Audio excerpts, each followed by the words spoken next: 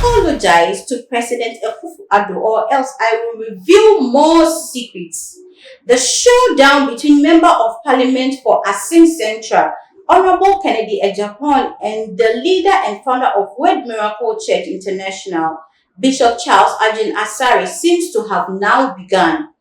Honorable Kennedy Ejapon, sorry, or the Asem Ababetuja, and say, I man of God, Empa Yaya President Oman Penina na Akufo-Addo Acho, say or the insembi to so efa insembi a collapsing of banks, efa collapsing of bank no, Bishop Ajin Asare akoka say, Nana Akufo-Addo apenso anase na breso na ama collapsing of banks yaeden akoso ewo Ghana mamu na according to Bishop Ajin Asare no or see omanpeni ama banks ene bebre na ewo Ghana memu hanu seni na banks no collapse na Kennedy Ejapon say oni no enya agene na ewo so opa Ghana man penicho and yes sir or be reveal secrets eshisha we also ye say ye papa Kennedy Ejapon die so nya kaso be reveal secrets that asem ni she ahali beni to go kra odoba ko ya de epie sa asem no kwa she to kruma obema me akotutu fom na odi no kra na ayeden aba abonten na o see ye papa Charles Ajin Asare se wa apologize ama oma ampeni dia eno beba abe disgrace ni pa no koso eto biom eka se na ye papa Ajin Asare wo eniema bebre ehihye to kruma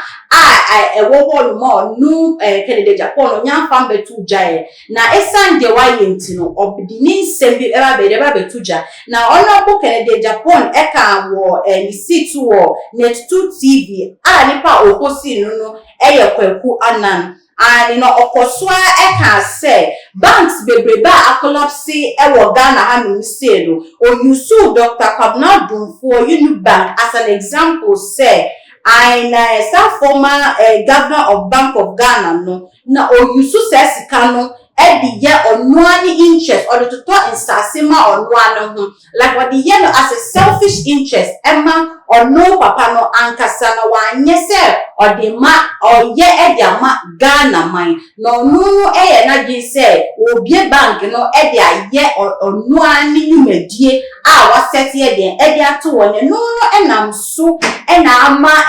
ni bank ni den egu ye afen so no osaka Kennedy Ejapon si su biom say or the bank no acquire assets any other properties ewo other companies for no own interest then Ghana say or Ghana man no the bank no but for the selfish interest in no ye then or the echo bie Dr. Kwabena Dumfuo the koko bie no okoswa esaka ye say Dr. Kwabena Dumfuo any bank no or you sue ye for personal use or you sue ye so the turn say or the BA the nyaka no the wa or the beche girls or the chair ye ni na mu so ka ho na man bank na ye den ego na nye say NPP aban so na say nye omanpani Adoda Akufo-Addo apenso na ama we nyina eden esisie na nkoswa ekoso stressi kaza Dr. Pakwesi Indum ono so ka ho ono so divert depositors money into their private ventures businesses and acquisitions or can say Dr. Pakwesi Indum ono so the need their businesses instead of say nko be koso ama bank na ede obe ekoso ama bank na arwani na Ghana for benefit na wanya putu jume bi aide every mono ono so ankoye ni sa na Pakwesi Indum ede ni die ekoye businesses or quiet properties say nyema ekika mu de okano bebre na okoswa Kennedy Ejapon okoswa ka say ye papa Ajin Asare die or ye dubious nyema bi ntino de ni nyina be den eba abontin na obubo Dr. Pakosi Indum edi ene amo a omokeka ho se omo nyina no omo di omo sika